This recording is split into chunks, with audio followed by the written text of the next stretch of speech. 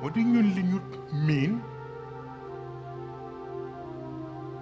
mooy lu ñoo tudde alxasana muy tudd immunité xëy na ñun fii ci sunu àdduna bi li ñu miin mooy immunité personne lañ koy defal moo xam immunité présidentielle wala immunité parlementaire wala immunité diplomatique façon immunité yooyu ñu di ko jox nit muy genre daraja bu koy may fu mu dem am na exception bu ñu koy defal buñ dul defal ñi ko amul bu dee sunu borom du defal nit immunité principe lay defal immunité principe bi jiitu yépp mooy ngëm yàlla def ko defal immunité gis ngeen nit bu ngeen bokkul lu ngeen gëm warul tax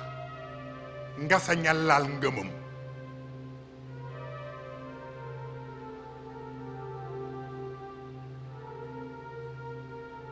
même bu gëmul yàlla wutal na ngëm nga immunité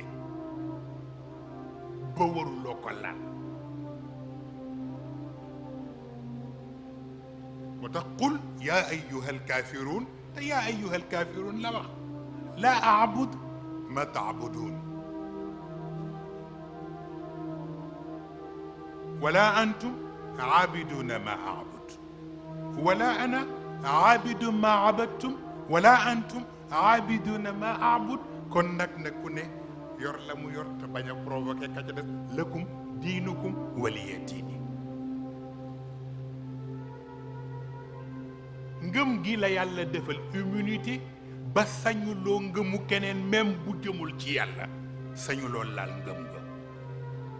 moo tax laa ikraha fi ddin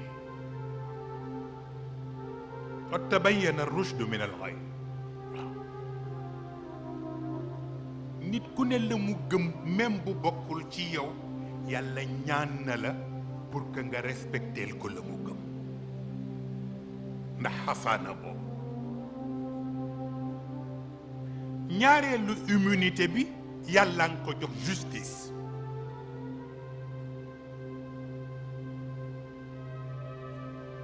justice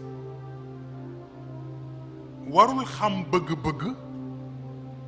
warul xam bañeel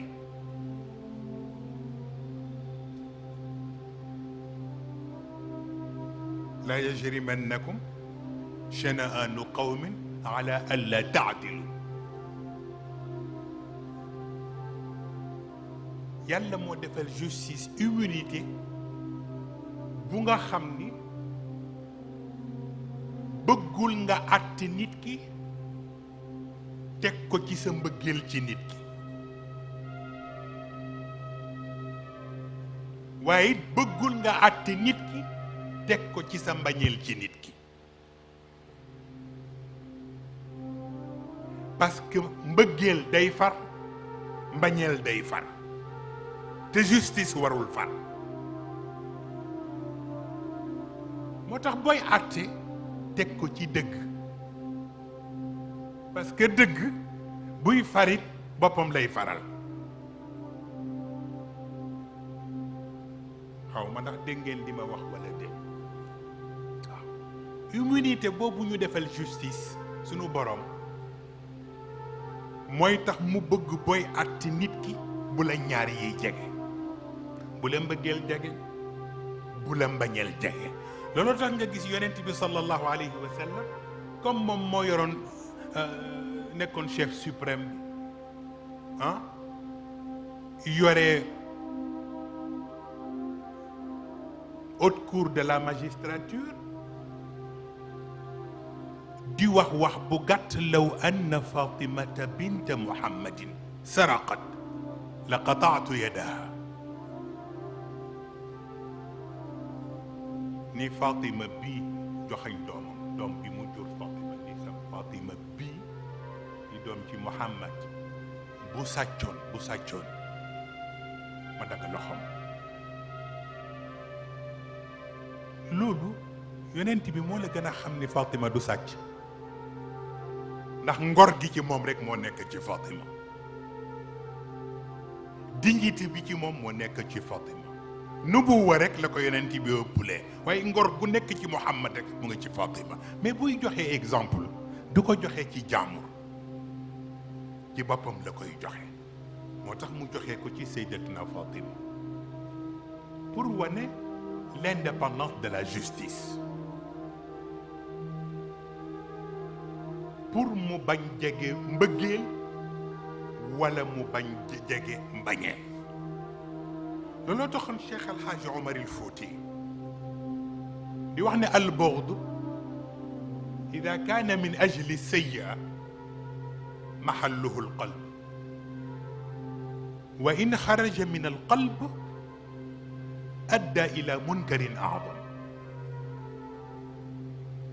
nee na mbañeel Cheikh El Hadj Omar El Fouti mooy wax nee na mbañeel bu mënu la ñàkk, bañal li bon ci nit ki waaye bul bañ nit ki.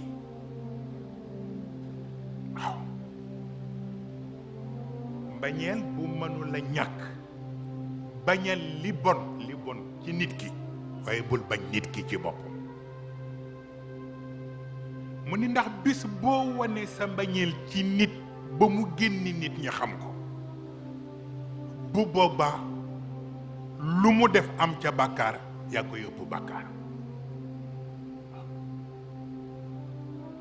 looloo tax lu nekk nga di ko natt bañ ci demeek sa tempérament dafay am solo.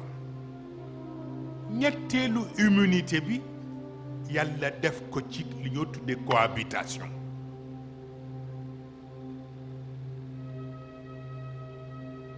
te mooy aljiwaar. boo waree dëkk koo war a dëkkal, bu fekkee ni ka ngay dëkkal bokku leen lu ngeen yaakaar, warul tax nga néewal àqam ca biir dëkk ga.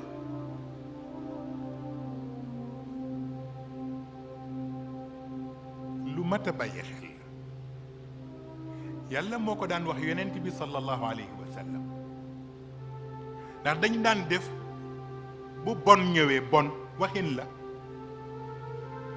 ñu laaj ko ndax jullit nga am déet mu ni duma jullit, ñu dàq ko ndax li mu nekkul jullit. yàlla ni ko jaaduwul. wa in ahadun min al mushrikiina sax istajaaraka fa ajirhu xatta yasmaa kalaam Allah. am na koo xam ni bu gëmul li ngeen nekk sax bu dee wut liggéey te mën na liggéey bu ngeen bokkul lu ngeen yaakaarit ñàkk gaa bokk warul tax nga xañ ko liggéey ba. waaw